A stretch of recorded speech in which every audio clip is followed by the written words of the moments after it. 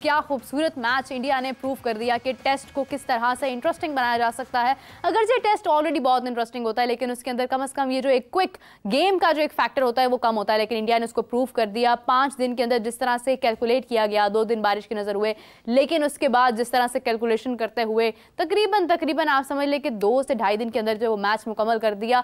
इस हवाले से गुफ्तगू करेंगे आप सबकी जान, क्रिकेट की शान हाफिज इमरान। अस्सलाम वालेकुम हाफिज साहब, कैसे हैं आप? अस्सलाम वालेकुम, मेरा बहुत शुक्रिया। अस्सलाम वालेकुम हाफिज साहब मेरे साथ मौजूद हैं। और कल हाफिज साहब आपने जिस तरह से ऑलरेडी कहा था कि ये जो इन्होंने प्लान किया है, क्योंकि तब तक चीज़ें कंफर्म नहीं थी, बांग्लादेश बैटिंग कर रहे थे और वो ऑलमोस्ट जो है वो स्कोर पूरा कर चुके थे, तो आपने कहा कि ये जो प्लान इंडिया ने किया है वो बहुत अमेजिंग है। हाफिज साहब अब तो फाइनली मतलब जीत भी गया इंडिया, क्या कहेंगे इस हवाले से? देखिए, एक तो कल जैसा कि चौथे दिन जब खेल शुरू हुआ तो उस वक्त से पहले तक को बहुत ज़्यादा जो थे खेल हुआ नहीं। 107 रन सिर्फ स्कोर हुए थे जब 3 विकेटों के नुकसान पर बारिश की वजह से मैच को रोकना पड़ा। और उसके बाद दूसरे और तीसरे दिन में जब वो गए हैं तो वहाँ पर कोई एक बॉल भी फेंका नहीं जा सका। तो चौथे दिन जब खेल का आगाज़ हुआ और विकटें ली, 7 आउट बाकी मानदा में किए 233 पर, जब उनकी इनिंग्स सिमट गई, महदूद रही 233 रन तक, और उसके बाद जिस तरह से आगाज़ किया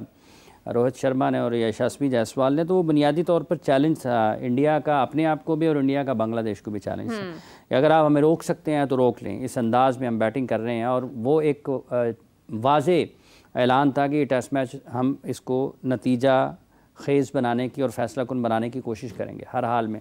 और वो जो शुरू हुआ है ओपनिंग पेयर में, जिसमें उन्होंने 3 ओवर्स में 50 रन स्कोर किए, 50 रन स्कोर किए, और उसके बाद यशस्वी जायसवाल और रोहित शर्मा से लेकर आकाशदीप तक निचले नंबरों तक जहाँ पर भी आप चले जाएंगे आपको वाज़े तौर पर एक नज़र आई कि एक ही अंदाज सब बैट्समैनों ने अपनाया उसका, कि हमने कम से कम वक्त में ज़्यादा से ज़्यादा रन्स ऑन बोर्ड करने हैं। 233 के अगेंस्ट जो कि बांग्लादेश ने पहली इनिंग्स में स्कोर किए थे, और उसको उन्होंने 285 तक लेके गए 34.4 ओवर्स की बैटिंग में। वो 8.25 का उनका रन रेट बनता है। उस बैटिंग ने जहां पर इंडिया को एतमाद दिया कि हम इस टेस्ट मैच को अब जिस तरह से चाहते हैं ख़त्म करना, वो ख़त्म करने की पोजीशन में है। उन 34 ओवर्स की बैटिंग ने बांग्लादेश को ये नुकसान पहुंचाया जहनी तौर पर कि वो उनके लिए वापसी का उसके बाद बहुत कम मौका था, क्योंकि इतनी ज़्यादा पिटाई जब आपको हो जाती है किसी टेस्ट मैच में, और इस शदीद अंदाज में आपके साथ पिटाई होती है बॉलर्स की, मतलब 34 ओवर आपकी पिटाई होती रहती है फास्ट आपकी बॉलिंग की सारी की, तो वो आपको ज़हनी तौर पर मुतासर करती है।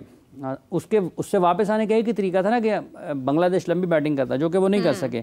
अब जब हम इसको देखते हैं कि इस टेस्ट मैच का जो नतीजा बुनियादी तौर पर आया, 34.4 ओवर्स उन्होंने पहली इनिंग्स में खेले हैं, और उसके बाद 17.2 ओवर्स उन्होंने 35 और 17 52 ओवर्स टोटल हैं जो बैटिंग की है इंडिया ने। 52 ओवर्स बैटिंग की है, यानी कि तो 52 ओवर्स में उन्होंने एक टेस्ट मैच को फैसला कुन बनाया है। 52 ओवर्स में उन्होंने एक टेस्ट मैच को फैसला कुन बनाया है। ये अब लोग यहाँ पर बात करते हैं, इंटेंट की बात करते हैं पाकिस्तान में बहुत ज़्यादा, और बहुत ज़्यादा जगहों पर ये बात होती है इंटेंट की। तो ये जो इंटेंट की डेफिनेशन है ना, वो ये इस टेस्ट मैच में आपको वाज़े तौर पर नज़र आती है। जिस तरह से इंडिया ने टेस्ट मैच खेला है, जीता है, ये है कि आपने वो करना है जिसकी आपको ज़रूरत उस वक्त में है। मतलब ये नहीं है कि जैसे पाकिस्तान में, ये वही टीम है जो पाकिस्तान में 2-0 से टेस्ट मैच पाकिस्तान को हरा कर गई थी सीरीज़।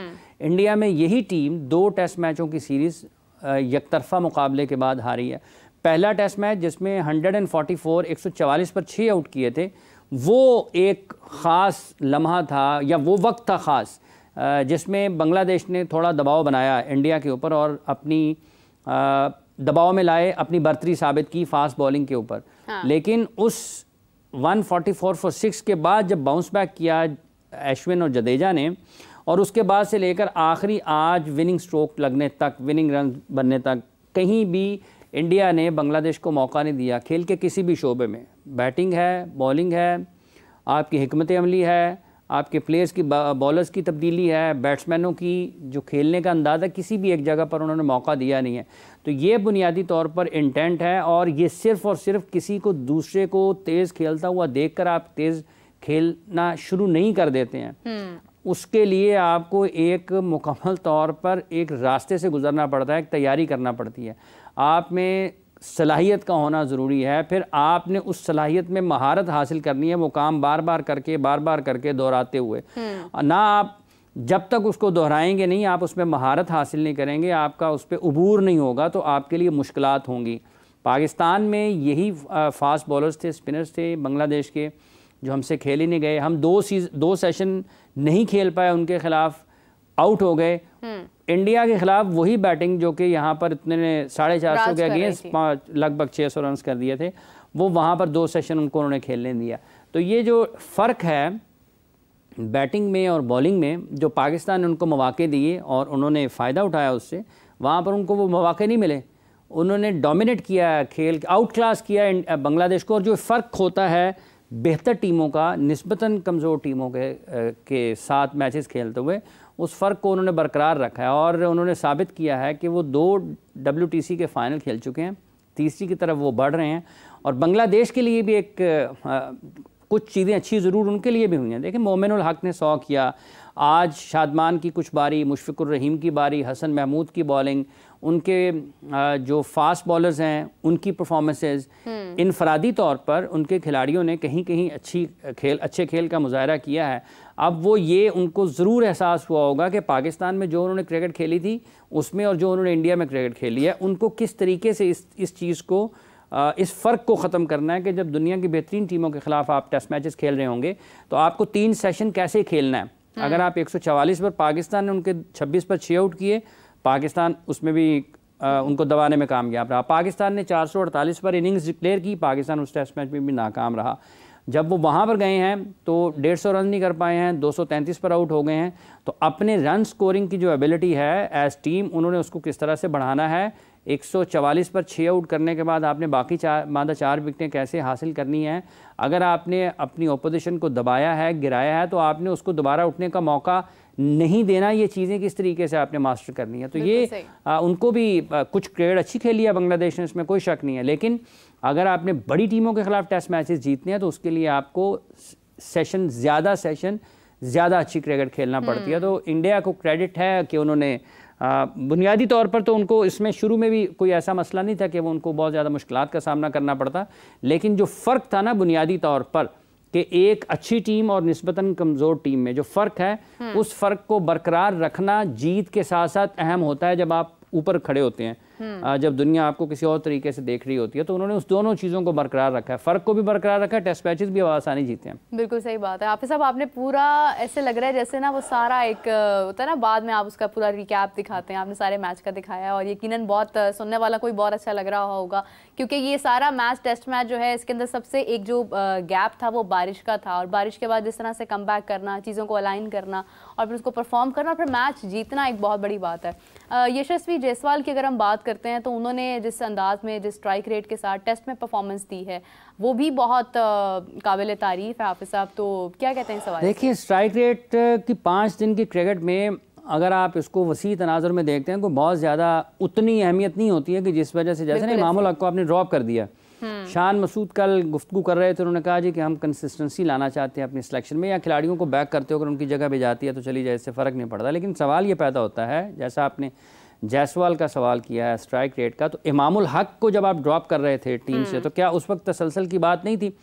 आपको ये फ़ैसला करना, उस वक्त क्या फ़ैसला आपने करके ये फ़ैसला किस सोच के साथ किया था कि आप साइम को टेस्ट मैच खिला रहे हैं, क्या उसको टेस्ट मैच खिलाना चाहिए, उसको मज़ीद पुख्ता होने की ज़रूरत है? तो जब आप खिलाड़ियों के सिलेक्शन की बात करते हैं तो 50-60 ओवर सेकंड न्यू बॉल तक आपकी बैटिंग जाती नहीं है, तो आपको तो स्ट्राइक रेट के बारे में सोचना भी नहीं चाहिए। आपको तो क्रीज़ ऑक्यूपाई करने की तरफ, कि आपने ज़्यादा से ज़्यादा वक्त क्रीज़ पे किस तरह से गुजारना है, उस तरफ जाना चाहिए। तो एक सवाल ये है कि जब आपने इमाम को ड्रॉप किया, उस वक्त आपकी ये जो सोच है ये उस वक्त क्यों नहीं थी? ठीक है। और दूसरी बात ये है कि स्ट्राइक रेट उस टीम का मसला होगा जो अपने रिसोर्सेज में, अभी इनको देख लें, जायसवाल, रोहित शर्मा, ठीक है जी, उसके बाद शुभमन गिल हैं, विराट आ जाते हैं, ऋषभ पंत, केएल राहुल, जडेजा, अश्विन, 7 नंबर तक जो उनके बैटर्स हैं, 8 नंबर तक, ठीक है जी, वो सारे के सारे सेंचुरी मेकर आपको नज़र आते हैं। ठीक है, डबल 100 उन्होंने की हुई है, दुनिया की बेहतरीन बल्लेबाजों में उनका शुमार होता है। वो सोचेंगे यार हमें स्ट्राइक रेट थोड़ा बेहतर करना है, थोड़ा इंप्रूव करना है, तो वो तो एक समझ में आएगी ना यार इनके पास स्टेबिलिटी वाले प्लेयर्स भी हैं, लंबी बारी भी लगा लेंगे। केएल राहुल 60 बॉलों पे 15 भी कर सकते हैं अगर उनको ज़रूरत पड़ेगी, ठीक है। शुभमन गिल भी वक्त गुजार लेंगे, जडेजा क्रीज ऑक्यूपाई कर लेंगे, अश्विन कर लेंगे, ठीक है जी, विराट लंबी बारी लगा लेंगे और लगा लेंगे लंबी बारी। भाई जिस टीम के पास रिसोर्सेज इतने हों, ये बिल्कुल ऐसी है कि जैसे आप इंग्लैंड की वाइट बॉल में देखते हैं, उनके T20 के स्ट्राइक रेट निकाल के देखें, सब 150 140 के ऊपर हैं, सब के सब। क्यों हैं? उनके पास रिसोर्सेज हैं। हमारा मसला ही स्ट्राइक रेट नहीं है, हमारा मसला कुछ और है, हम इलाज किसी और चीज़ का कर रहे हैं। तो जायसवाल की जो क्रिकेट है, जिस तरीके से वो खेल रहे हैं, जहां उनको मौका मिलता है तो वो अपनी सलाहियतों का इजहार कर रहे हैं। जो पहली इनिंग्स थी उसमें तो सब ने हाई स्ट्राइक रेट के साथ खेला, मतलब पता काफ़ी सारे छक्के हैं, काफ़ी चौके नज़र आते हैं। इवन आकाशदीप ने भी 2 छक्के लगाए। हाँ। विराट कोहली का स्ट्राइक रेट आप देख लें, केएल राहुल का स्ट्राइक रेट देख लें, शुभमन गिल का स्ट्राइक, सब के सब 100 से ज़्यादा के खेले। तो स्ट्राइक रेट उनका मसला नहीं है, वो उनके पास ये सलाहियत मौजूद है जायसवाल के पास कि अगर उन्होंने लंबी बैटिंग करनी है तो वो क्रीज ऑक्यूपाई करते हुए आपको दिखाई देंगे, और जहां पर लगेगा कि उन्होंने थोड़ा तेज़ खेलने की उनको ज़रूरत है वो वहां पर जाएंगे, और वो उनको कदमों का इस्तेमाल बड़ा अच्छा आता है। शॉट्स उनके ग्राउंड के चारों तरफ खुले होते हैं, उनको कोई लिमिटेशन नहीं है उनकी जब वो बैटिंग कर रहे होते हैं।